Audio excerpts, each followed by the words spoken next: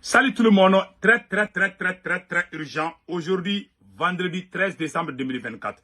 La première nouvelle, le Niger vient de porter plainte contre RFI. Le Niger vient de suspendre BBC Afrique. Troisièmement, le président Bola Tinubu vient de demander le retour du Mali, du Burkina Faso et du Niger à la CEDEAO. Devant le président allemand. C'est le président Emmanuel Macron qui a envoyé le président de l'Allemagne qui est parti actuellement, qui est actuellement au Nigeria. Donc, ce sont les Européens.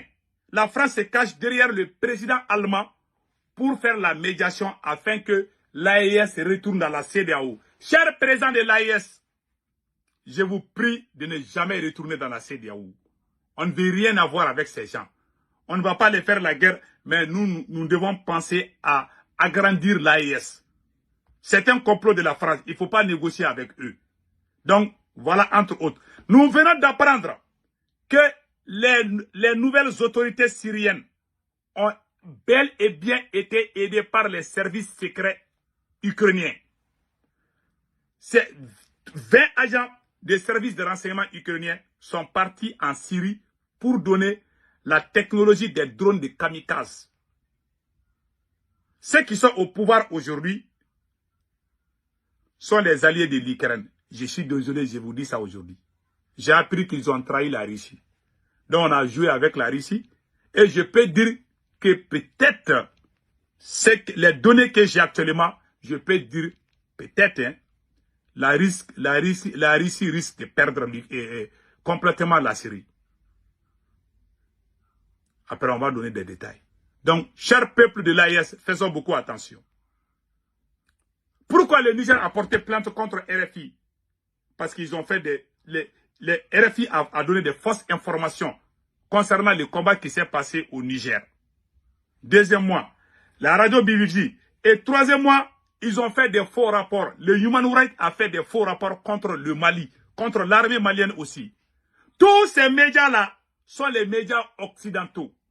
Ce sont ces mêmes propriétaires de ces mêmes médias qui sont derrière la CEDEAO, qui veulent qu'on rentre dans la CEDEAO afin qu'ils nous frappent avec d'autres sanctions.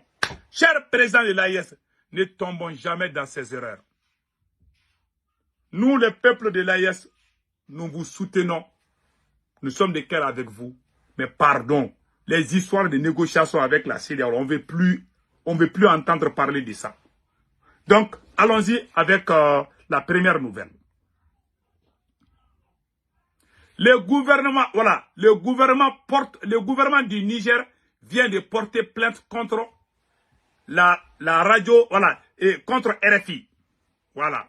Pour incitation au génocide et au massacre international. À l'issue du Conseil des ministres du jeudi 12 décembre 2024, le gouvernement du Niger a annoncé une action en justice contre Radio France Internationale RFI.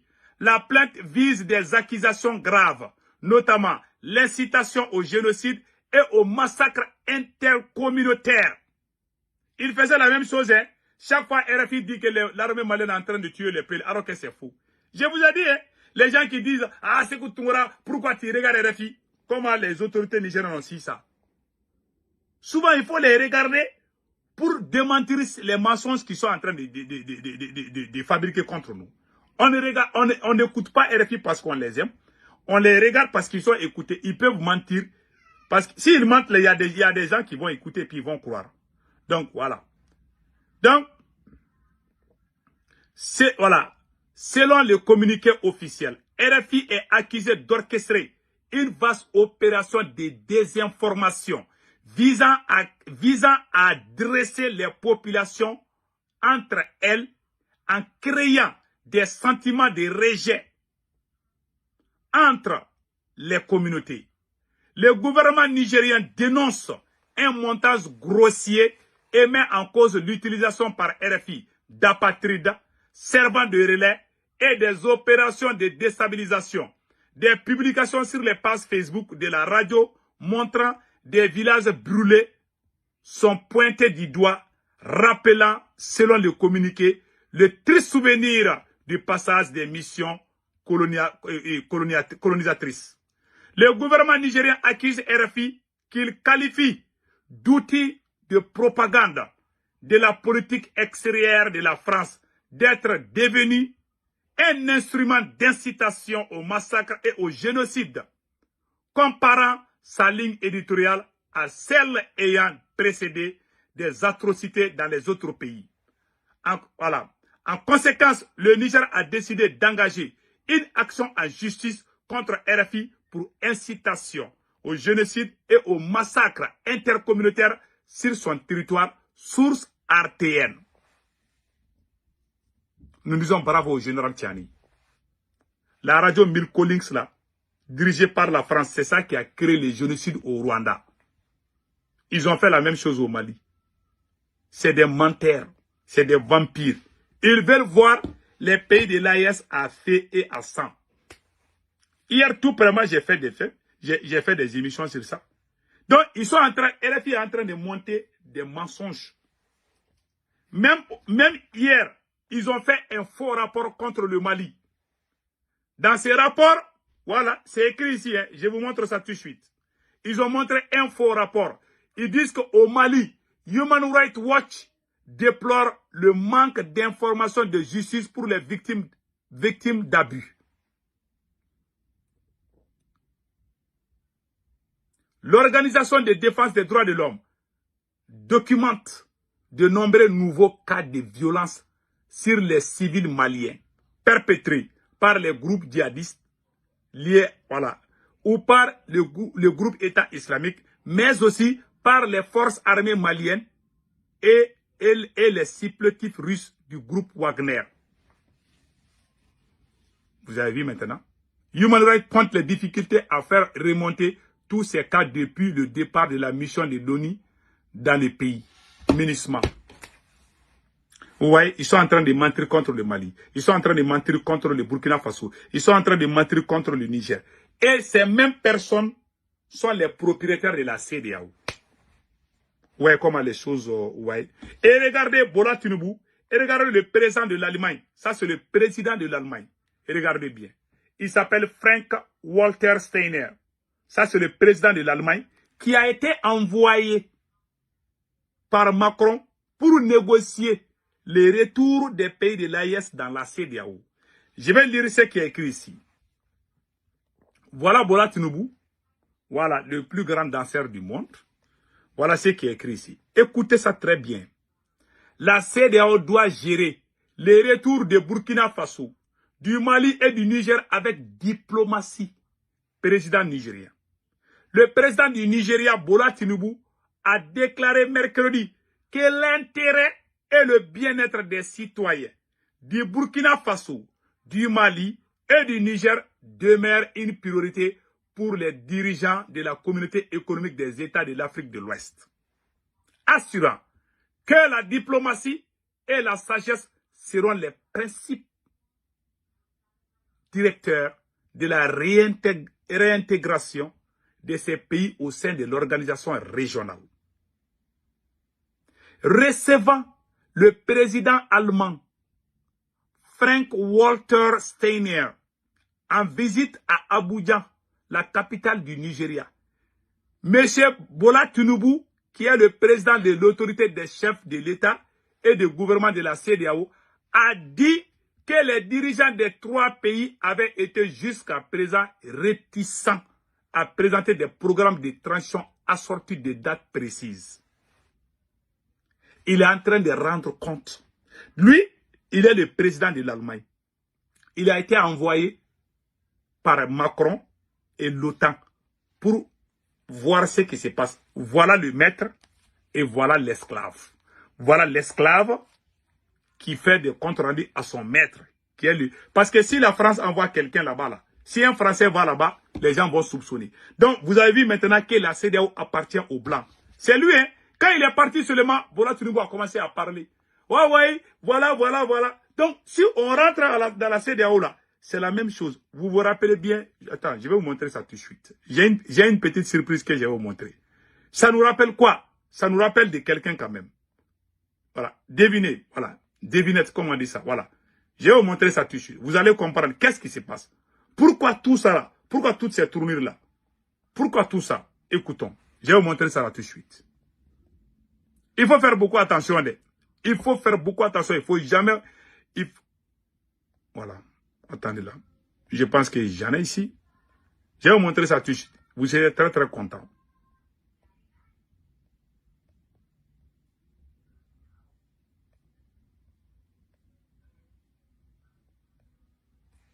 Oh. Je pensais que j'avais ça ici. Malheureusement, je ne vois pas ça ici. Mais la prochaine fois, il s'agit... Attendez une seconde là. Je pense que je dois avoir ça ici. Vous me donnez une seconde seulement, je vous montre ça. J'avais bien gardé la vidéo là ici.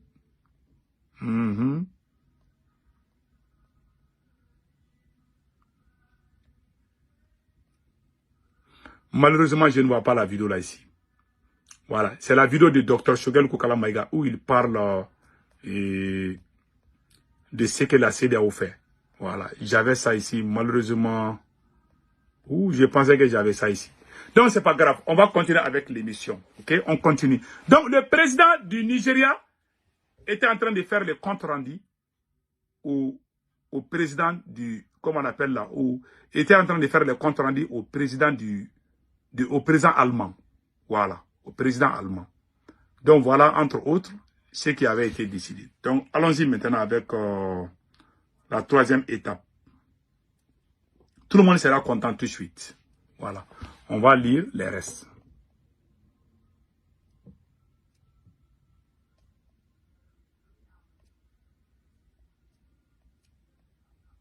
Je pensais avoir gardé ça ici, là, mais malheureusement, je l'ai perdu. Voilà. Donc maintenant, M.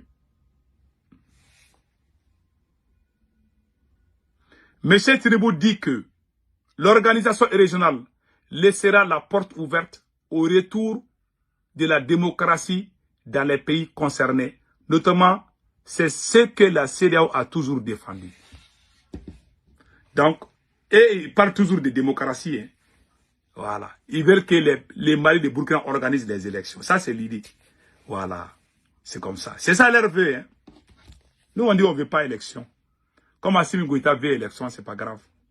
Monsieur, le président de l'Allemagne, monsieur Steiner, qui s'est également entretenu mercredi avec Oumar Touré, président de la commission de la CEDEAO, a déclaré que la réintégration des 3 pays d'Afrique de l'Ouest aurait un impact significatif sur l'économie et la sécurité de la côte ouest. Donc vous avez entendu, le président de l'Allemagne s'est entretenu avec le président de la commission de la CEDEAO. Il est allé. Vous voyez, le maître est venu voir les esclaves. Vous voyez maintenant que la CEDEAO appartient aux Européens. Le premier Choguel Koukala Maïga avait parlé de ça. J'ai cherché la vidéo là, j'ai pas vu. Sinon, j'avais même joué ça, je pense, il y a quelques jours là. Mais c'est pas grave. Donc, voilà, vous avez tous vu maintenant. Donc, on va aller un peu en arrière. Je vais vous montrer quelque chose.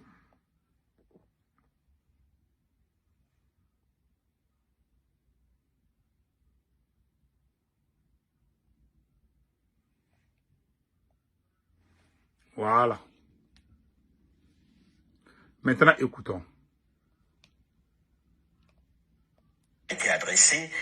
Est-ce que vous acceptez encore la négociation? Est-ce que c'est envisageable que demain, vous vous dites, bon, ok, on a compris, on revient, si vous revenez à de meilleurs sentiments? Ou bien c'est terminé, on n'en parlera plus jamais? Il ne faut pas commettre certaines erreurs, je viens de vous le dire. Notre itinéraire, c'est un chemin de non-retour. Tout ce que nous faisons, lorsqu'on va décider de... C'est-à-dire les chaînes que nous sommes en train de briser, c'est pour toujours. Donc plus jamais de CEDEAO?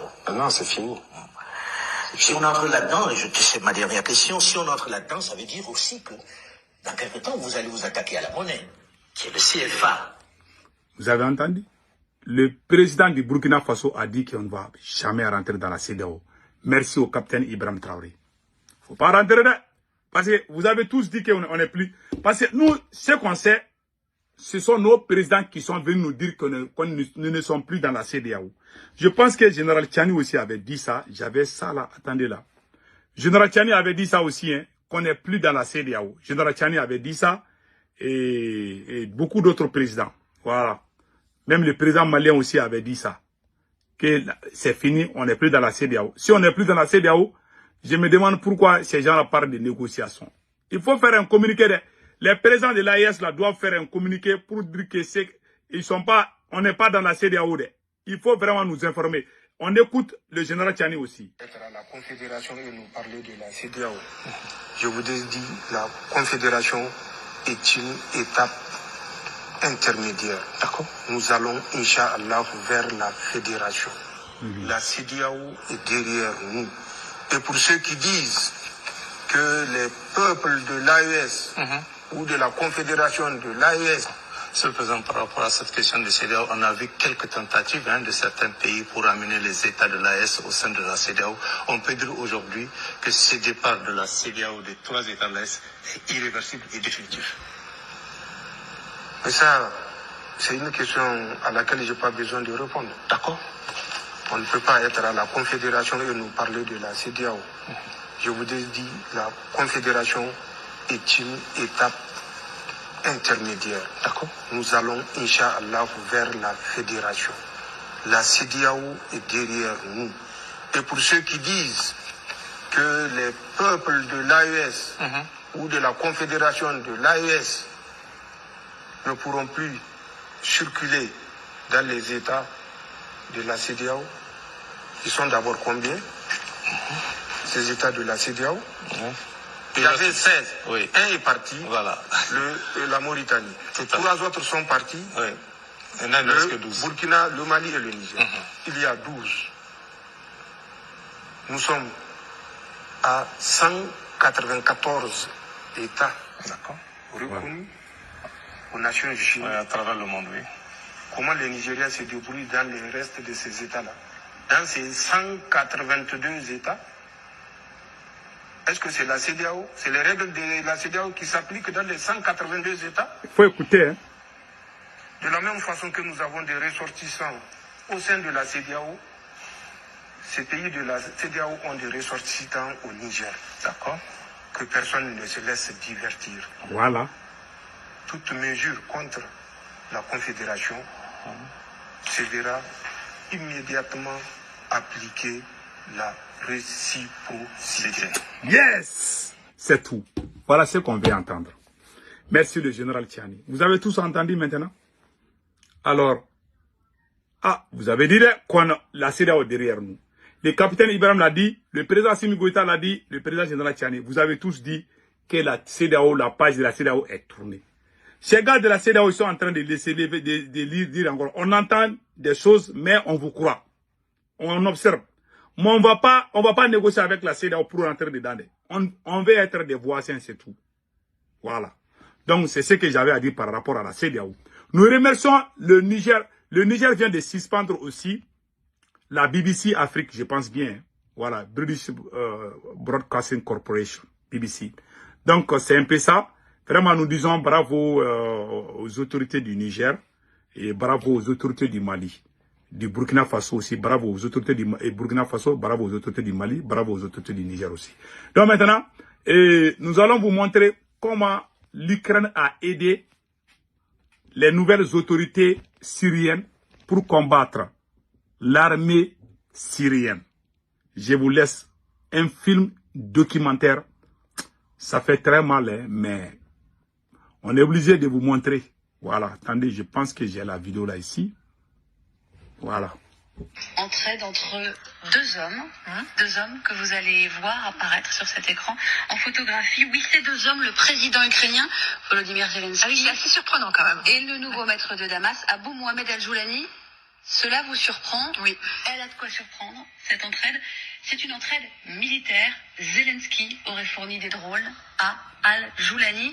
Le journal américain The Washington Post nous donne quelques détails qu'il dit tenir de sources bien informées. Les voici, ces détails. Les services de renseignement ukrainiens ont envoyé, il y a 4 à 5 semaines, environ 20 opérateurs de drones expérimentés et environ 150 drones au quartier général des rebelles à Idlib, en Syrie, pour aider HTS. Une livraison complète, donc du personnel, ce sont les opérateurs, des drones, et ce jusqu'au QG des rebelles d'HTS. Nous avons d'ailleurs trouvé une vidéo dans laquelle un de ces rebelles confirme cette entraide. Écoutez-le. Quand les entraînements se sont terminés, j'ai découvert que les instructeurs étaient de nationalité ukrainienne. Ils préparaient les plus jeunes à utiliser des drones kamikazes sur les positions des forces russes présentes en Russie. Bon,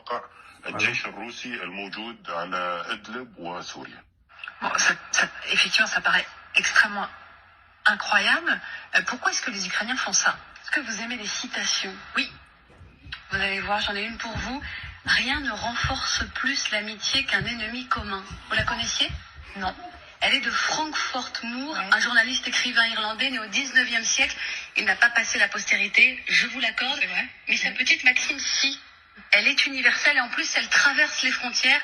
Car Joulani et Zelensky ont bien un ennemi commun, Magali.